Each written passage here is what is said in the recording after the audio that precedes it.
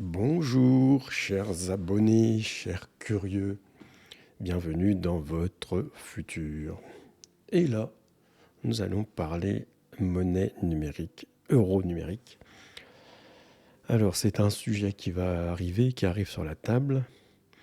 Alors, avant toute chose, il faut préciser, remettre le contexte parce que beaucoup de choses sont pas bien expliquées. Sur l'euro numérique, il y a, j'ai pris de l'information à droite à gauche, mais c'est un sujet que je connais pour la simple et bonne raison que l'on confond euro numérique, crypto-monnaie, euro, etc., etc. Alors recontextualisons les choses. On nous parle d'euro numérique depuis 2021. Certains l'associent au Covid et une sorte de contrôle, mais ce n'est pas exactement ça. Alors, pourquoi je vous dis ça? Parce que alors je sais que pour certains, c'est... Je vais essayer de prendre des mots simples, mais le... cette histoire de monnaie, c'est important. Bah oui. Alors déjà, première chose, pourquoi on nous parle d'euro numérique? Parce que l'euro est en danger. Voilà, voilà. Bon, déjà, première chose, pourquoi l'euro est en danger? Parce que nous avons créé une masse monétaire inexistante, sur laquelle on a une valeur qui est fausse. C'est pour ça qu'on a de l'inflation, etc. On ne va pas revenir là-dessus. C'est pas ça le plus important. Le plus important, c'est que depuis 10 ans, il y a un autre phénomène. Mais ça, seulement certains d'entre vous ont bien compris, et je sais que j'ai un public d'un certain âge, et ça échappe, les choses échappent. Il faut toujours penser, et j'aime bien le répéter sur ma chaîne, que nous sommes dans un monde qui bouge, et nous devons nous adapter. Et en 96, il y a eu un choc extraordinaire, c'est Internet qui arrive. Alors voilà, donc c'est grâce à Internet que nous parlons aujourd'hui ensemble et nous avons compris l'intérêt de l'Internet pour capter de l'information, échanger des choses. Ce n'est pas un recul de la société. Il faut savoir se l'approprier. Il y a une dizaine d'années, peut-être 10 ans pile d'ailleurs, quelqu'un aux États-Unis ou au Japon, enfin on ne sait pas trop, a créé un, un- un jeton qu'on appelle un coin, C-O-I-N, qui s'appelle le Bitcoin. Donc lui, le Bitcoin, c'est une unité numérique. Alors je vais faire très simple, c'est un ticket d'échange en fait. Il a créé un code qui permet d'avoir des unités. Et le but ultime était de pouvoir s'échanger, enfin, c'est le but qui est atteint maintenant, des choses ou des services sans passer par la banque et sans passer par les États. C'est-à-dire que c'est les États qui régulent nos monnaies. Ben oui, c'est quand même intéressant. Donc je l'ai déjà expliqué, mais je vais le répéter, comme ça au bout de plusieurs fois on va comprendre. Euh, si par exemple, là quand vous allez acheter quelque chose, vous avez des euros qui sont arrivés sur votre compte, donc maintenant vous êtes obligé d'avoir un compte, vous avez pris votre carte bleue ou vos espèces, je vais revenir à ça d'ailleurs parce que c'est pareil, beaucoup de fausses informations circulent. Vous achetez, vous donnez votre billet, vous avez votre produit, mais il a fallu passer par votre banque qui vous prend des frais, et puis l'euro a une valeur que les marchés ont décidé. Voilà. Imaginez si on peut faire des échanges entre nous sans ça. Il y a un peu la masse d'intermédiaires que ça retire. Donc quelqu'un a créé ce qu'on appelle donc une crypto-monnaie qui s'appelle le Bitcoin, la première crypto-monnaie existante, qui au début tout le monde rigolait, et puis en fait on rigole moins parce qu'en fait on voit que ça a un intérêt. Et c'est un intérêt qui échappe du fait aux États et aux banques. Donc comprenez bien que vu l'ampleur après de tout ce qui s'est passé, parce qu'il n'y a pas que celle-ci, il y en a des autres, eh bien il fallait réagir. Les États réagissent, c'est-à-dire qu'il y a déjà la Chine qui a réagi, les États-Unis, chaque pays, les uns après les autres, ont décidé d'essayer de contrer ça. C'est-à-dire que c'est un peu un mélange. Il ne s'agit pas d'une monnaie, mais bien d'un jeton. Et un jeton numérique, où nous n'avons seulement besoin que d'un téléphone pour s'échanger en fait des choses. Voilà. C'est-à-dire qu'en fait, si je prends mon téléphone, que par exemple, je vais acheter quelque chose à quelqu'un qui veut bien accepter une crypto-monnaie, je lui envoie, toc, terminé. Et bien sûr, je ne suis pas passé par ma banque, j'échappe à tout avec les États. Donc, évidemment, les États ne vont pas laisser faire ça. Donc, ils prennent le train en cours de route, avec 9 ans de retard, parce qu'ils ont passé leur temps à essayer de décrier ça, puis maintenant, ils veulent se l'approprier. Évidemment, ça ne va pas être la même chose. Donc, aussi, oui, je sais, on va parler de liberté et tout ça. Donc, en France, nous avons une petite particularité, c'est que nous résistons beaucoup. Merci, bravo les Français.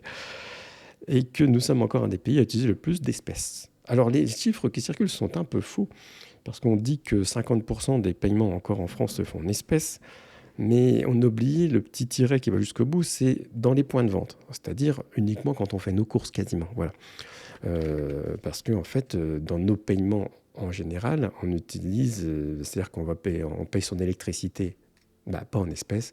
On paye, quand on achète sur Amazon, c'est pas en espèces.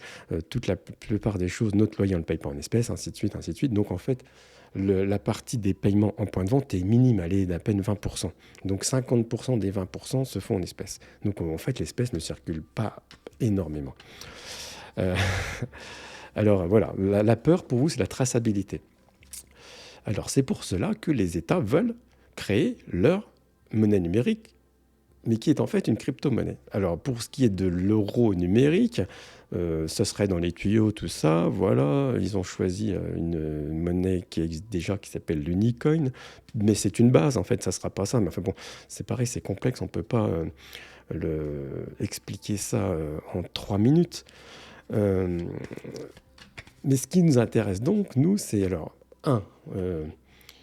l'avenir de l'euro, je vais faire. Bon, ça, on sait un petit peu près. L'avenir de l'euro numérique, mais après, plus précisément, comment allons-nous échanger. Bon, et je reviens aussi, donc, ceux qui sont membres ont eu une vidéo. Alors évidemment, si vous n'êtes pas membre, vous ne pouvez pas la voir, où on en parle de ces nouvelles monnaies et de la façon dont on va s'échanger les choses. L'euro numérique, qui du coup, ce sera donc par l'intermédiaire de la blockchain, je sais, c'est encore un mot compliqué, qui va avoir en fait, il a besoin de ce qu'on appelle un code, un livre blanc, et on nous parle de choses comme du conditionnement, des choses comme ça. Mais en fait, ça va être logique parce que il sera tout à fait logique de créer des monnaies avec peut-être des bonus ou des malus suivant qu'on consomme quelque chose qui est local ou pas local. Ça, c'est l'avenir. Je l'ai expliqué dans une vidéo, mais en fait, il faut bien comprendre que si on veut vivre dans un monde juste, il va falloir qu'on comprenne que si on achète un truc à l'autre bout du monde, fabriqué dans des mauvaises conditions, c'est pas logique si on peut avoir la même chose à côté de chez nous et faire vivre quelqu'un d'ici. Parce qu'en plus, le trajet, tout ça, c'est du CO2. Voilà. Donc, ça va se mettre comme ça. Bon, je ne vais pas vous donner tous les détails parce que c'est extrêmement complexe, mais l'idée, c'est qu'on aura des monnaies locales. Voilà. Dans mon futur prévu, on aura des monnaies locales avec évidemment pas des obligations de dépenser, mais un peu quand même.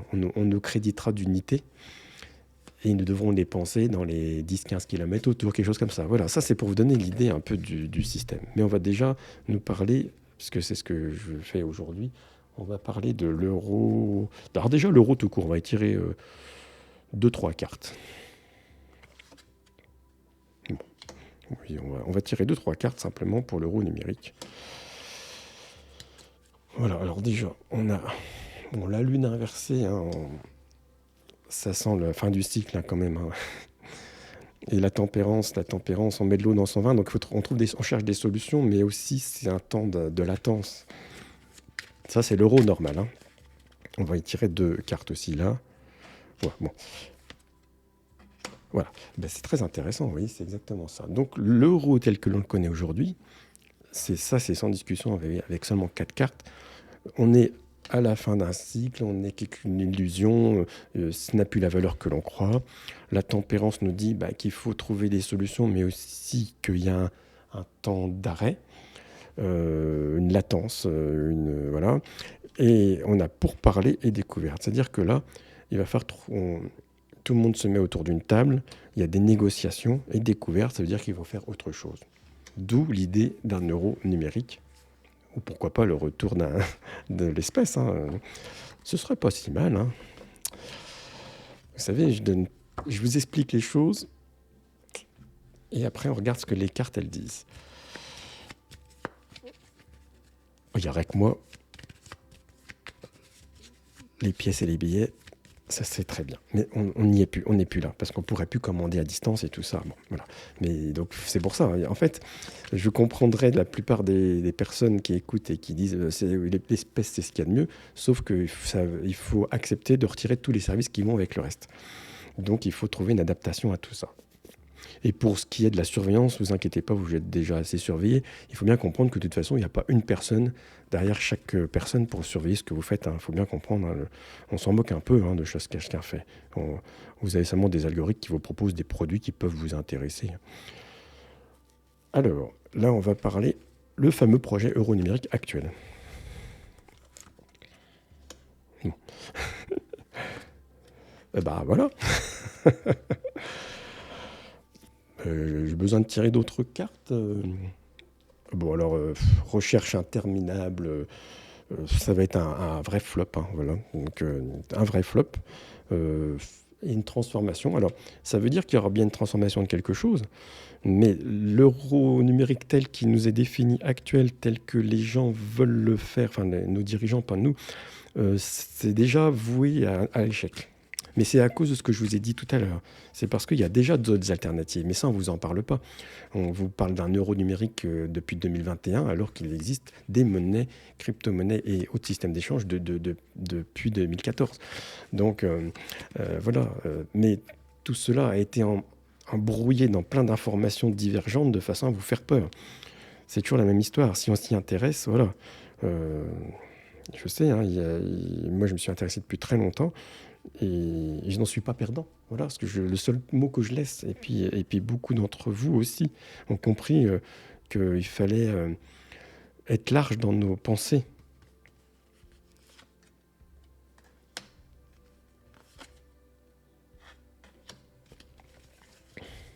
Ceci dit, on est quand même... Alors, on va être attaché à notre monnaie, oui. Et la fatalité, ça c'est inexorable, que de toute façon, là, ce que je vous explique, malgré tout, on va vers quelque chose qui change de façon inextricable. Qu'on se mette contre ou pas, ça va rien changer. On va regarder ce qu'il y a cette carte-là. Hop là, hop là.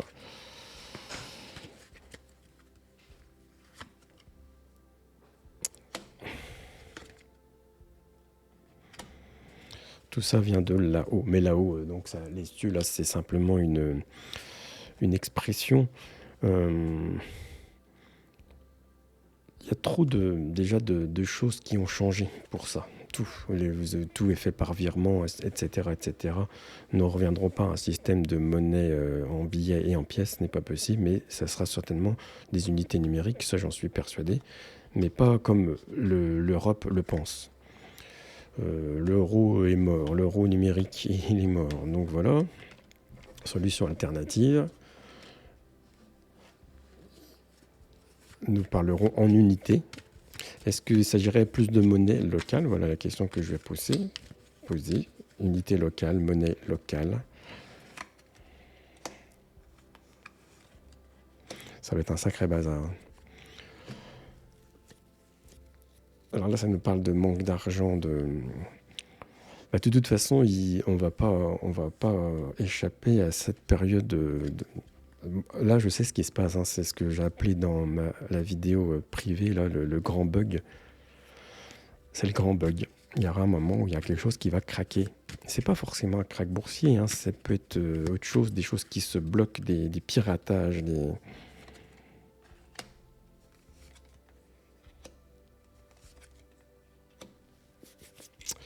Voilà.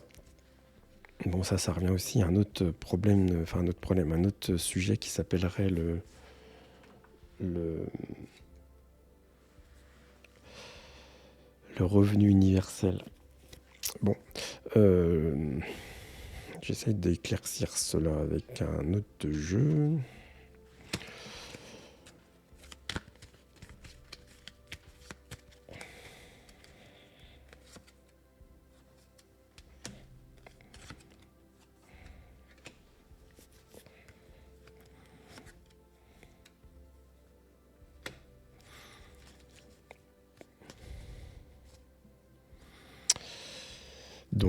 bah, il y aura de toute façon, il y aura de l'opposition. Ça, c'est en fait l'avenir certainement proche où la population ne va pas accepter. Elle ne va pas accepter du tout le principe. Mais c'est ça qui nous bloque plein de choses. Alors le boomerang, il nous dit que ben, on récolte ce que l'on sème, donc les choses reviennent. Et comme par hasard, on a quand même les présents, donc c'est des cadeaux, quelque chose qui nous arrive, donc ça peut être bien.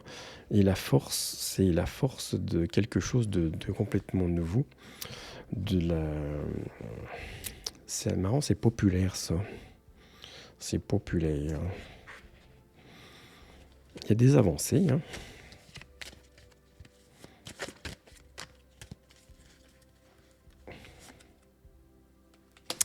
Oui, alors ça nous explique des choses. Voilà. Bon, bah, ça c'est très clair au moins.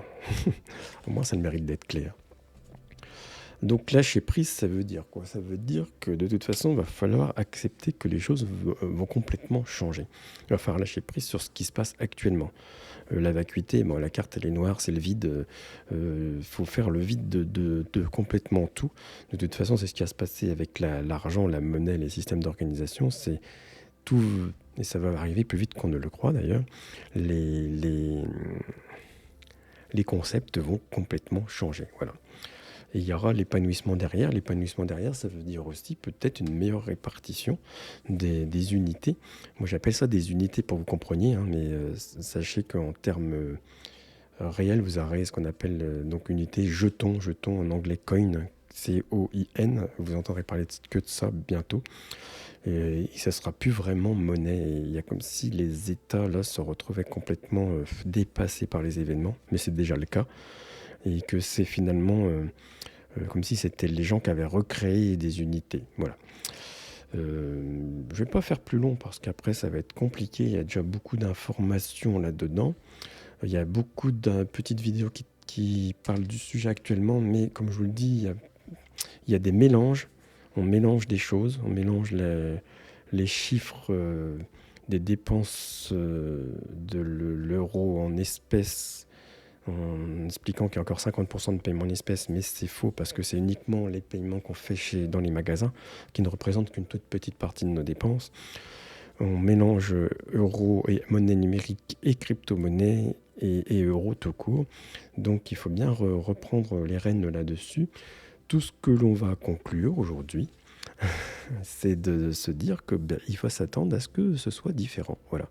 On a connu notre petite pièce, nos petits billets, on a connu la carte bleue, les virements, et on connaîtra des échanges avec un simple téléphone, mais on y est déjà un petit peu avec des unités qui changeront, suivant, à mon avis, les localités dans lesquelles on les dépensera. Et je ne sais pas comment ce sera réparti pour l'instant, je n'ai pas la réponse, mais voilà à quoi il faut s'attendre. Eh bien écoutez, je vais vous souhaiter tous un très bon week-end. À bientôt.